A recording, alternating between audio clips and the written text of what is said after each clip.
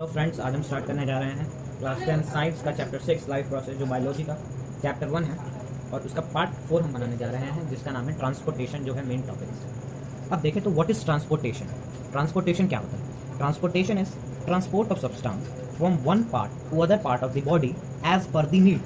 मान लो फूड चाहिए, हर जगह चाहिए, एक जगह से दूसरी जगह ट्रांसपोर्ट। और ये जरूरी नहीं है प्लांट और एनिमल में ही है, ये होगा सिर्फ उसमें।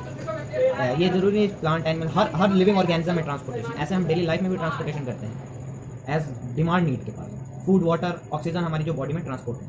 अब ट्रांसपोर्टेशन से जो मेन रिलेटेड है वो है circulatory system in humans. Circulatory system क्या होता है कि एक मान लो प्रेशर प्रोवाइड करता है टू दी फ्लो।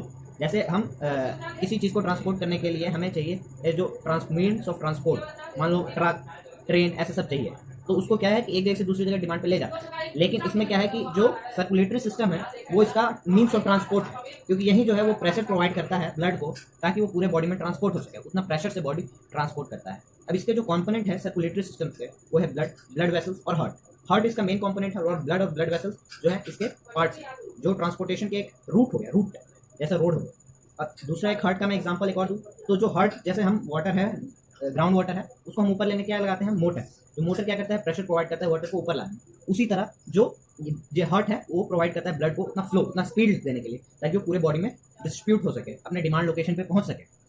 अब ट्रांसपोर्टेशन और सर्कुलेटरी सिस्टम के फंक्शंस देख ले तो ये क्या करता है? Increase the flow of blood, जैसे मैंने बताया, as per the demand increase करता है फ्लो ऑफ द ब्लड को। दूसरा है फॉरेन बॉडीज जब इन्वेड होती है तो इम्यून सिस्टम को कहते हैं। जो ब्लड में है ना, ब्लड में ये सब मिक्स होते हैं, तो ये इम्यून सिस्टम, जैसे WBC हो गया, व्हाइट ब्लड सेल, तो वो एकदम मान लो कोई फॉरेन आ गया, बैक्टीरिया, डिजीज आ गया, हमारे इम्यून सिस्टम को एक्टिवेट करता है ताकि उससे लड़ सके। यदि कहीं इंजरी हुई है, in case of injury, bleeding it sends A clotting site. मान लो कहीं इंजरी होगी, ब्लड का बहुत ज्यादा वो हो रहा है, जो उसको रोकने के लिए क्लॉटिंग करता है, वो भी यही भेजता है।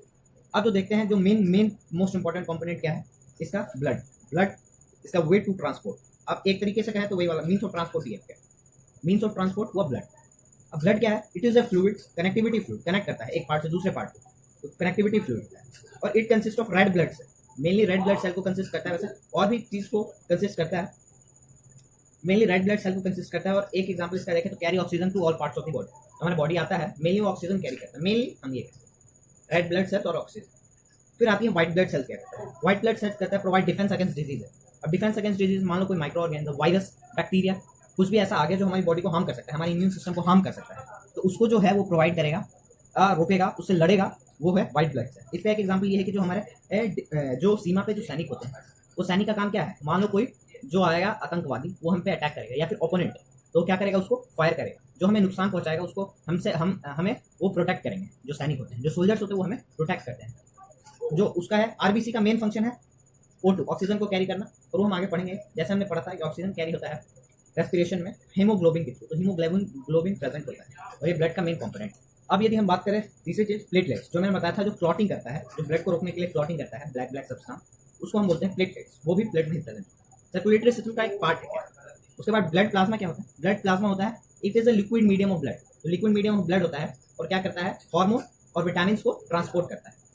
इसको हम प्लाज्मा कहते हैं वैसे, इसको लेकिन ब्लड प्लाज्मा, ये लिक्विड मीडियम ऑफ ब्लड, मान ली एक तरफ से blood, it is a part of. अब आता है हार्ट क्या करता है? पंपिंग ऑर्गन है। और ये क्या करता है? ये एक प्रेशर प्रोवाइड करता है। किस चीज, कौन सा प्रोसेस है? कॉन्ट्रैक्ट एंड रिलैक्स प्रोसेस है। कॉन्ट्रैक्ट एंड रिलैक्स प्रोसेस है। मैं आगे बताऊंगा कैसे हार्ट वर्क करता है, और ये रिदमिकली करता है, बहुत फास्ट करता है। अब इसमें एक और चीज, एक मिनट में, इन 1 मिनट इट बीट्स 72 टाइम्स। एक मिनट में 72 टाइम्स बीट करता है। और यदि देखें तो हम एक मिनट में, इन 1 मिनट, हम 25 ब्रेथ्स लेते हैं, ब्रेथ्स, तो यानी इसका ट्रिपल। अब इसका मैं सिस्टम बताऊंगा क्यों ट्रिपल है, क्योंकि जो हम फर्स्ट टाइम ब्लड लेते हैं और उसका फिर 3 टाइम्स ब्लड लेते हैं, तो फर्स्ट टाइम वाला ब्लड जाता है, इसलिए 3 टाइम्स। अब ऑक्सीजन जाता है, सॉरी। अब जो हम नेक्स्ट देखेंगे वो देखेंगे वर्किंग ऑफ ब्लड। और वर्किंग ऑफ ब्लड समझने से पहले एक चीज़ जो हमें समझ लेना चाहिए, वो एक ब्लड वेसल्स जो होते हैं। अब ये आगे ब्लड वेसल्स ये है, मैं बता दे रहा हूँ। जो ब्लड हार्ट के पास ले आते हैं उसको हम कहते हैं वेन्स, और जो हार्ट से ले जाते हैं उसको हम कहेंगे आर्टरीज, कहीं ले जाते हैं। और जो इन दोनों को पतले पतले ट्यूब्स में जोड़ते हैं, इनको हम कहेंगे कैपिलरीज, इनको हम कैपिलरीज कहेंगे। अब जो आएगा इसमें, अब ये छोटे छोटे ब्लड वेसल्स जो एक सेल से कनेक्ट करते हैं, उतना थिन होता है ब्लड वेसल। इसके भी हम डिफरेंस देखेंगे, लेकिन एक बार ब्लड वेसल्स ये है, मान लो। अब ये जो है ये आ गया working of heart. Working of heart को हम ध्यान से देख लें, बहुत इंपॉर्टेंट है। अब जो ये देखो यहाँ लिखा है वेना कावा, ठीक है। वेना कावा क्या होता है, जो सबसे एकदम मोटा, सबसे मोटा या सबसे जो एक ट्यूब जो आता है हार्ट के पास, जो सबसे लॉन्गेस्ट होता है वो होता है वेना कावा। और जब से सबसे मोटा या सबसे फैट होता है जो सब ब्लड वेसल कलेक्ट करके वो होता है अरोटा, आर्टरीज का जो बड़ा हुआ अरोटा। अब हार्ट को हम 4 चैम्बर क्यों कहते हैं, 4 चैम्बर्ड हार्ट जो हम कहते हैं, क्योंकि इसमें 4 चैम्बर है। मैं बता दूं कैसे। पहला जो चैम्बर है वो right atrium, left atrium, right ventricle, left ventricle. कितने हो गए, 1 2 3 4। तो ये हो गए हमारे 4 चैम्बर्ड हार्ट। अब हम देखेंगे कि ये वर्क कैसे करता है। अब हम शुरुआत से स्टार्ट करते हैं इसका वर्किंग है। सबसे पहले आया जो लोअर बॉडी से और अपर बॉडी से आया डीऑक्सीजनेटेड ब्लड। सबसे पहले क्या आया, डीऑक्सीजनेटेड ब्लड आया किसमें, फर्स्ट में राइट एट्रियम में। फर्स्ट टाइम जो ब्लड आया वो आया राइट एट्रियम में, और वो भी क्या आया, डीऑक्सीजनेटेड ब्लड। डीऑक्सीजनेटेड ब्लड हम क्यों कहते हैं, because it also contain CO2। ये CO2 भी कंटेन करता है। अब जो CO2 कंटेन करता है इसलिए हम डीऑक्सीजनेटेड ब्लड कहते हैं। अब इसके बाद इसका जो प्रेशर होता है बहुत कम होगा, और बहुत कम होगा तो ये फिर उसके बाद जाता है राइट वेंट्रिकल में। अब ये कैसे काम करता है ये मैं बताऊंगा, पहले ये देख ले कहाँ जाता है। राइट एट्रियम से लेफ्ट वेंट्रिकल में जाएगा, राइट वेंट्रिकल में जाएगा। और यहाँ जो होते हैं ये होते हैं वेल्व्स, दीज आर वेल्व्स होते हैं जो क्या करते हैं, ब्लड को बैकवर्ड फ्लो से रोकते हैं। जो ब्लड मतलब बैक ना फ्लो होता है क्योंकि उसका प्रेशर बहुत स्लो होता है, तो क्या हो सकता है वो बैकवर्ड फ्लो होता है। अब इसके बाद जो जाता है ब्लड वो जाएगा इधर पल्मोनरी आर्टरी, इधर से और इधर से। अभी कहाँ जाएगा, ये जाता है लंग्स में। और लंग्स क्या प्रोवाइड करता है हमें, ऑक्सीजनेटेड ब्लड। डीऑक्सीजनेटेड ब्लड बाहर फेंक देता है और ये प्रोवाइड करता है हमें ऑक्सीजनेटेड ब्लड।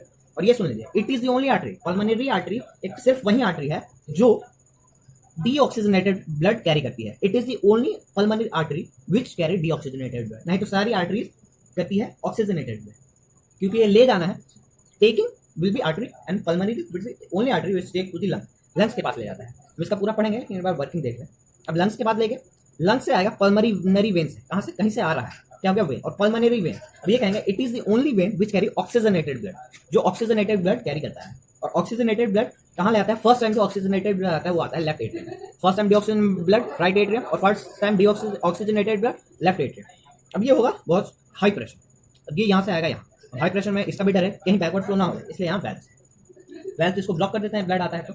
और लेफ्ट जो पल्मोनरी वेन से आया ब्लड वो ऑक्सीजनेटेड आया, अब ये पूरी बॉडी में वो है। अब यहाँ एक और है, आप ये समझेंगे इतना मोटा क्यों, white is too fat, because यहाँ सबसे ज्यादा हाई प्रेशर चाहिए, क्योंकि यहाँ से जो जाएगा ब्लड वो सारी बॉडी पार्ट्स में जाएगा। अब क्या करता है, यहाँ से वो जाता है सारी बॉडी पार्ट्स में, ऑल ओवर दी बॉडी। और जो ट्यूब से जाता है अरोटा, अरोटा क्या हो गया, सबसे बड़ी आर्टरीज, बिगेस्ट आर्टरीज।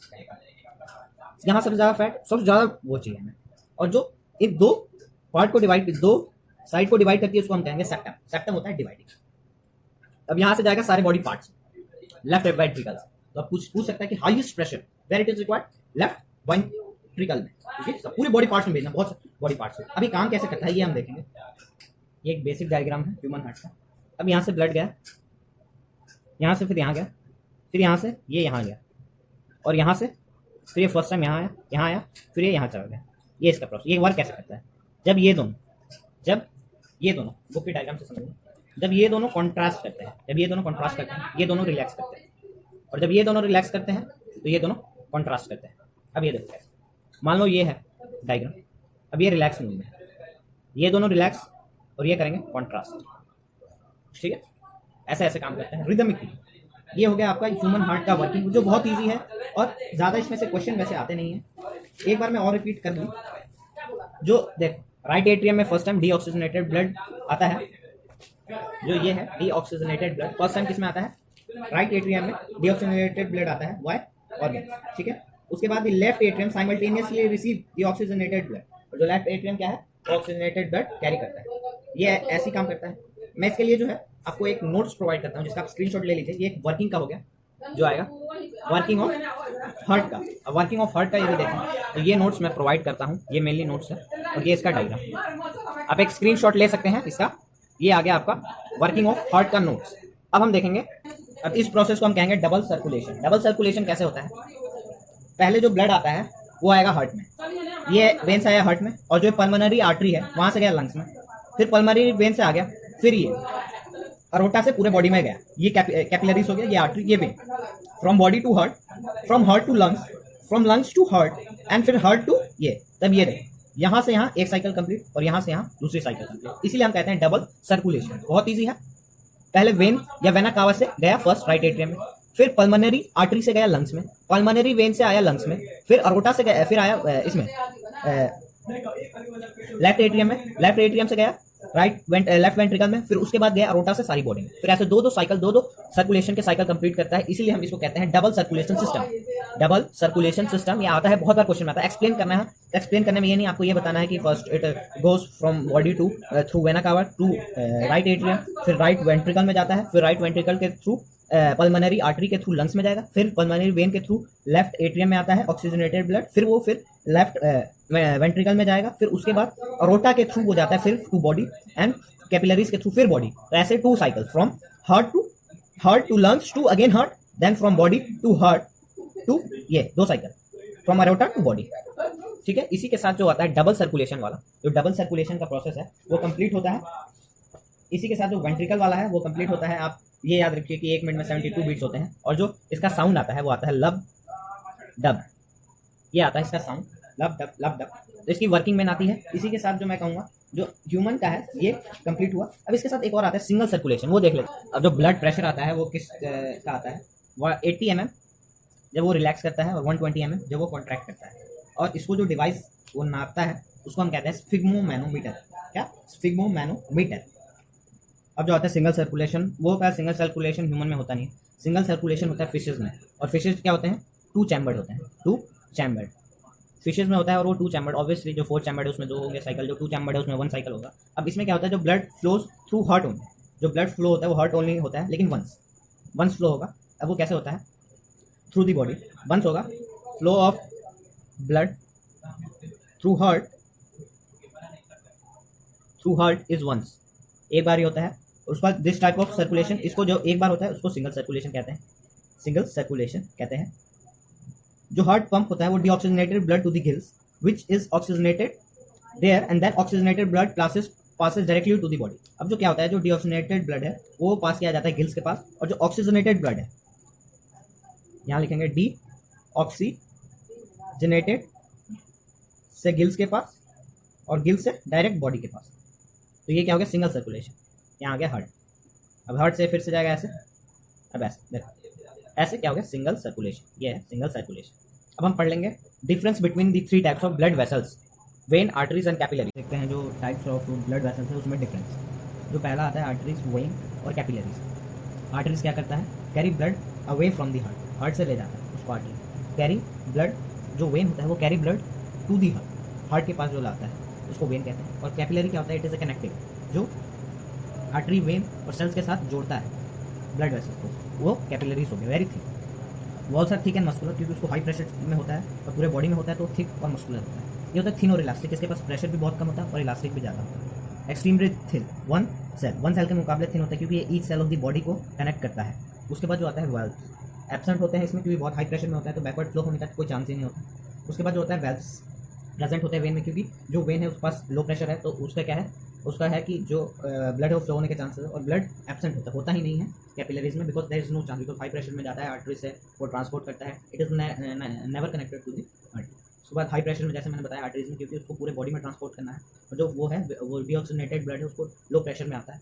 और वो जो कैपिलरीज में होता है एक्सट्रीमली लो होता है उसका प्रेशर, बिकॉज 1 सेल थिक होता है और 1 सेल को प्रोवाइड करना है, और वो हर बॉडी में होता है, तो इसका प्रेशर बहुत होता है। उसके बाद कैरी ऑक्सीजनेटेड ब्लड, आर्टरी जो है ऑक्सीजनेटेड ब्लड कैरी करता है, एक्सेप्ट पल्मोनरी आर्टरी।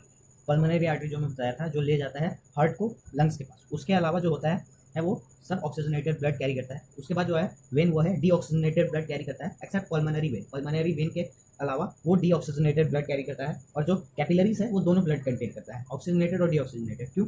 क्योंकि जो ब्लड को लेता है जब सेल के पास जाता है तो आर्टरी में वो भी कैपिलरीज और वो ऑक्सीजनेटेड ब्लड ले जाता है। जो ब्लड को डीऑक्सीजनेटेड ब्लड देता है वो कैपिलरीज देता है और सेल से, तो उसको भी कैपिलरीज ही कैरी करता है टू दी वेन्स। इसी के साथ जो है हमारा ह्यूमन वाला खत्म होता है। एक और है इसमें पार्ट, लिम्फ। एक लिम्फ है, लिम्फ देख लेते हैं क्या है।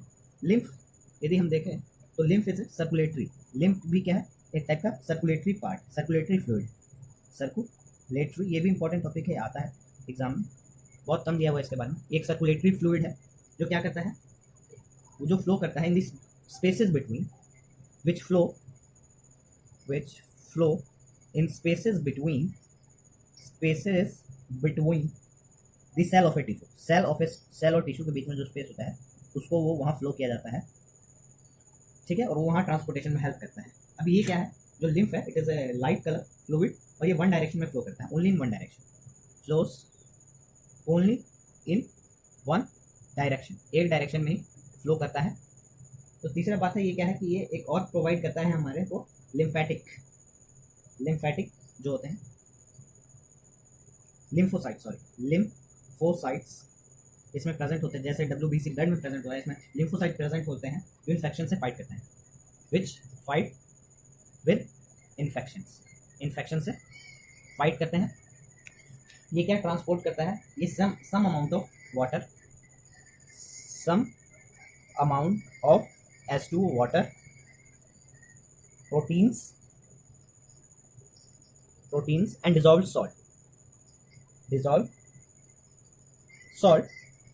विच is filter from the blood plasma से वो फिल्टर हो जाता है और वो टिश्यू स्पेसेस में वो ट्रांसपोर्ट करता है, जो लिम्फ होता है। लिम्फ का एक और क्या है कि ये it is the composition of very similar blood plasma, इसका कॉम्पोजिशन होता है, कॉम्पोजिशन वो क्या है, similar to blood plasma, very similar, blood plasma से वेरी सिमिलर होता है, except it has very less amount of protein और WBC जो होता है इसमें कम होता है, या लिम्फोसाइट्स का है, तो दोनों फाइट का काम करता है इन्फेक्शन से, एक्सेप्ट प्रेजेंट, क्योंकि जो है वहाँ है हमें टिश्यू के जो इंटरसेलुलर स्पेसेस हैं उसमें कमी चाहिए हमें ये सब लिम्फोसाइट्स, प्रोटीन्स एंड लिम्फोसाइट्स। जैसे मैंने लिम्फोसाइट बताया वो क्या इन्फेक्शन से फाइट करता है। एक और चीज़ करता है, ये ट्रांसपोर्ट करता है फैट्स को, absorb fat from small intestine to the blood. एक और बहुत इंपॉर्टेंट जो फंक्शन है इसका, स्मॉल इंटेस्टाइन से ब्लड को ट्रांसपोर्ट करता है, किसे, जो कनेक्टेड करता है ब्लड और स्मॉल इंटेस्टाइन को, अब्जॉर्ब फैट वो लिम्फोसाइट करता है, जिसको हम फैटी एसिड या फिर ग्लिसरॉल कह सकते हैं, ठीक है। इसी के साथ ये वाला जो ट्रांसपोर्टेशन या फिर सर्कुलेशन इन ह्यूमन वाला पार्ट खत्म होता है। ये बहुत लंबा वीडियो बन गया है, इसलिए ट्रांसपोर्टेशन ऑफ प्लांट एक स्मॉल छोटा सा वीडियो बनेगा 10-12 मिनट का। अब उसके बाद जो लास्ट टॉपिक बचेगा वो एक्सक्रीशन है। इसी के साथ जो है ये वाला पार्ट का वीडियो खत्म होता है। जो नेक्स्ट पार्ट वो आएगा ट्रांसपोर्टेशन इन प्लांट्स और एक्सक्रीशन। इसी के साथ video please like share and comment. You देख लेते हैं, सब्सक्राइब नहीं करते हैं, लाइक नहीं करते हैं, शेयर नहीं और कमेंट नहीं करते हैं। इसी के साथ जो है हम लोग का खत्म होता है। Next part very very soon. Thank you, bye bye.